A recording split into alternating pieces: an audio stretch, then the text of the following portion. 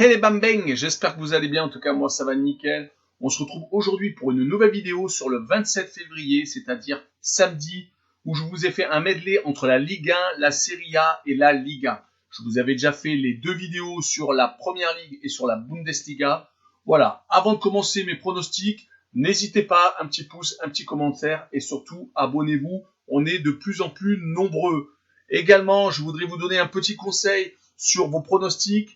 N'hésitez pas à regarder les compositions d'équipe dans la dernière ligne droite. L'idéal, c'est 1 heure avant le match, car il y a tellement de changements avec le Covid, avec les blessures, et des fois, on peut se laisser tromper. Un meilleur buteur sur lequel on compte, et finalement qui est absent. Donc faites attention.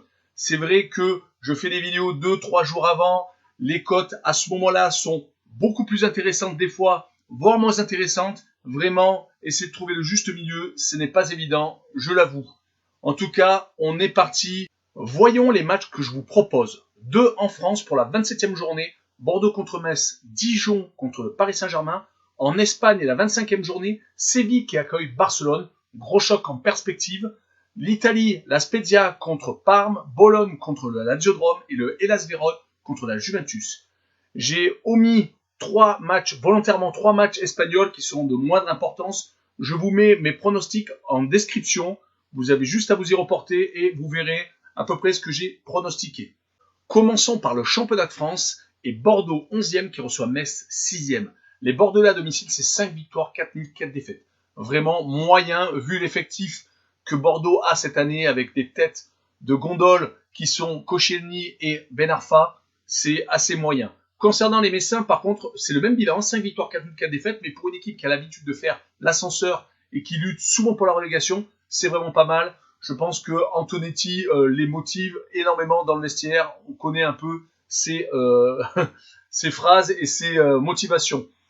Par contre, pour la tendance actuelle, Bordeaux a une très bonne série entre la 18e à peu près et la 21e journée, avec beaucoup de victoires consécutives, mais depuis, c'est 5 défaites et 1 nul. Le nul était contre Marseille, où ils n'ont pas voulu que Marseille brise la série de plus de 40 années de matchs sans victoire à Bordeaux. C'est vraiment, vraiment moyen pour Bordeaux actuellement. C'est défaite sur défaite. Concernant Metz, par contre, sur les 5 derniers déplacements, c'est 4 victoires. C'est vraiment super intéressant. Sur ce match-là, moi, je vois une victoire messine, 1-0, et je vois la double chance N2 pour la cote sécurisée. Continuons avec Dijon contre le Paris Saint-Germain.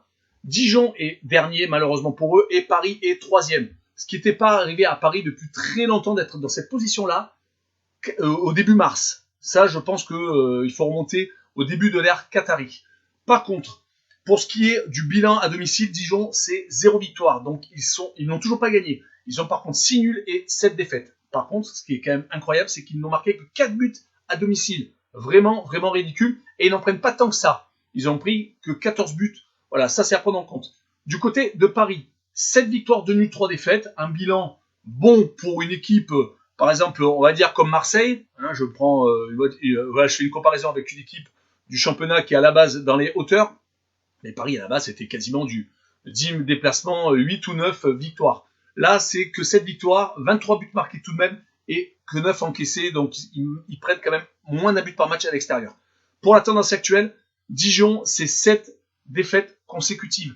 3 défaites consécutives à domicile. Il faut savoir qu'ils ont rencontré quand même Lille et Lyon, et surtout, ce qui est pas bon pour eux et qui acte quasiment la relégation, je pense malheureusement pour eux, c'est la défaite contre Nîmes, 2-0 lors du match en retard qui s'est passé la semaine dernière. Voilà. Du côté de Paris, par contre, voilà, depuis le début de l'année 2021, c'est 9 victoires, 2 défaites et 1 nul. Le problème, c'est que Paris, dès qu'il y a une défaite ou un match nul, ça se voit direct. Et là, il est pas bon. C'est que le match nul, c'est à Saint-Etienne. La défaite, c'est à Lorient. C'est vraiment pas extraordinaire. La défaite à domicile contre Monaco dans un match où ils auraient dû montrer la supériorité. Et c'est surtout qu'ils venaient de sortir quand même d'un match extraordinaire à Barcelone. Voilà, je pense que Paris va se ressaisir. Là, ils n'ont pas de Ligue des Champions avant ni après. Je vois le 3-0 sans problème. Et je vois par contre les deux équipes qui ne marquent pas, car la cote sécurisée est très intéressante si Dijon ne marque pas et qu'il n'y a que Paris qui marque. Continuons avec l'Espagne. L'Espagne avec le duel Séville contre Barcelone. Séville est 4e, Barcelone est 3e. Vraiment deux équipes qui sont proches l'une de l'autre, en sachant que Séville a un match de retard et que s'il le gagne, il passe devant Barcelone. Ça, c'est important à savoir. Le bilan à domicile de Séville, c'est 8 victoires, 1 nul et 2 défaites. Du côté Barcelone, 7 victoires, 1 nul et 3 défaites aussi. Concernant Barcelone aussi, pareil, c'est pas un bilan qu'on a l'habitude de voir, un peu comme le Paris Saint-Germain en France. Ils perdent 3 fois à ce moment de la saison à l'extérieur. Surtout que malheureusement, pour eux, ils ont aussi perdu à domicile. C'est vraiment pas extraordinaire. Concernant Séville, la tendance actuelle, c'est 9 victoires et 1 défaite sur les 10 derniers matchs. C'est vraiment beaucoup. La dernière défaite à domicile, c'était contre le Real de Madrid lors de la 12e journée et le 5 décembre. Depuis, ils enchaînent les victoires. Ils sont sur 5 victoires consécutives en championnat avec des clean sheets, ce qui est vraiment assez intéressant. Mais là, c'est quand même Barcelone en face et Barcelone doit réagir. On est bien d'accord. Ils ont réagi lors du match en retard où ils ont gagné 3-0. Mais voilà, depuis la défaite 4-1 contre Paris, je ne sais pas comment ça doit se passer. Je pense que Koeman n'est malheureusement pas l'entraîneur de la situation. Ça va être très compliqué pour eux.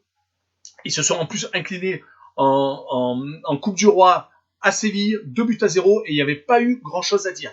Mais sur ce match, je ne vois pas Séville perdre, je ne vois pas Barcelone gagner, je vois le 1 but partout, et je vois la double chance, code sécurisé, qui est assez intéressante, 1N. Voilà, on passe à l'Italie maintenant. Je vous rappelle que les 3 autres matchs espagnols, vous les retrouverez en description. Concernant les matchs italiens, commençons par la Spezia contre Parme. La Spezia est 16e, Parme est 19e. Un duel de bas de tableau. La Spezia n'a gagné que 2 matchs à domicile. C'est pas énorme. Ils ont perdu quand même 6 matchs à domicile, ce qui est logique pour une équipe de bas de tableau. 12 buts marqués, 19 encaissés. Parme, de son côté, ne s'est imposé qu'une seule fois à l'extérieur. 1 victoire, 3 nuls et 7 défaites. Bon, c'est assez moyen. 25 buts quand même encaissés à l'extérieur. C'est beaucoup pour 11 matchs à l'extérieur. Pour la tendance actuelle, la Spezia, en fait, s'est réveillée. Parce que je pense que pour moi, c'est pas la même équipe depuis la 16e journée où ils se sont imposés à Naples. Depuis, ils ont gagné quand même 5 matchs. Ils n'ont pas gagné, bien entendu, tous leurs matchs. Ils ont quand même aussi perdu. Mais ils ont tout de même battu la Roma en Coupe d'Italie, le Milan et Sassuolo. Quand même, c'est à prendre en compte. Côté Parme, ils n'ont pas gagné depuis la 9e journée lors d'un déplacement au Genoa. Ils sont actuellement sur une série de 5 défaites et de 1 nul à l'extérieur. Donc, pour moi, la victoire va revenir à la Spezia 1-0 et je vois le Drunobet avec le nul remboursé. Passons à Bologne contre la Lazio de Rome. Bologne 12e, la Lazio de Rome 6e. La Bologne à domicile, c'est un bilan équilibré. 4 victoires, 3 nuls, 4 défaites. Voilà, il y a beaucoup de buts quand Bologne joue à domicile. 19 buts marqués, 20 buts encaissés. Concernant la Lazio de Rome, c'est 6 victoires, 2 nuls, 3 défaites. On va dire pas mal, mais bon, vu qu'ils veulent jouer, je pense, la Ligue des Champions comme ils l'ont fait cette année.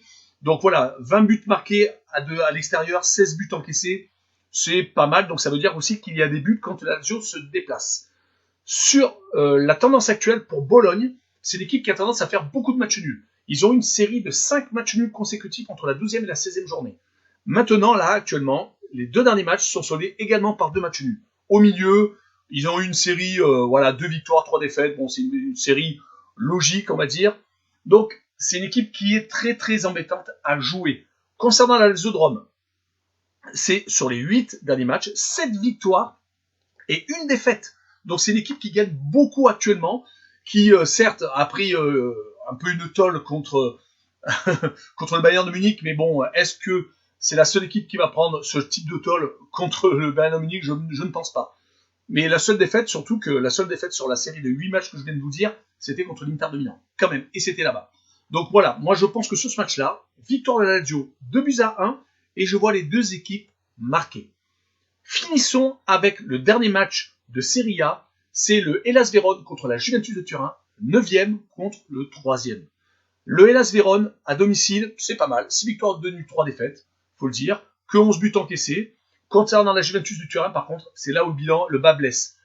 C'est assez moyen pour une équipe qui joue le titre et qui gagne depuis, très très longtemps. 5 victoires, 4 nuls, 2 défaites. C'est vraiment moyen. 6 matchs qui n'ont pas gagné à l'extérieur, c'est très rare. Je pense qu'il faut remonter vraiment très loin. 21 buts marqués, 11 encaissés. Il marque quand même quasiment 2 buts par match. Si on prend la tendance actuelle côté Hellas Vérone, c'est 3 victoires consécutives à domicile, dont une victoire contre Naples. Mais les 2 autres équipes sont des victoires contre Crotone. C'est assez moyen comme équipes qui sont présentées, mais ils ont quand même eu le mérite de les gagner.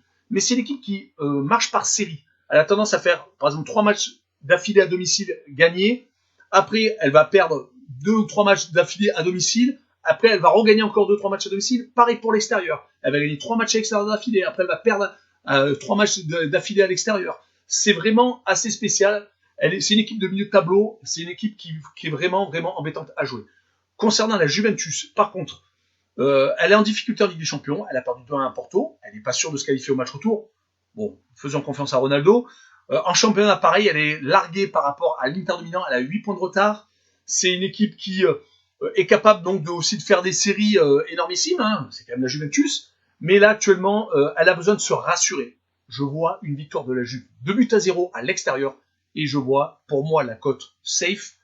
Le but de Ronaldo, voilà. Ou alors, vous le choisissez en première mi-temps, but de Ronaldo en première mi-temps, ou vous choisissez but de Ronaldo en fin de match. Je pense que vous ne serez pas loin de la vérité.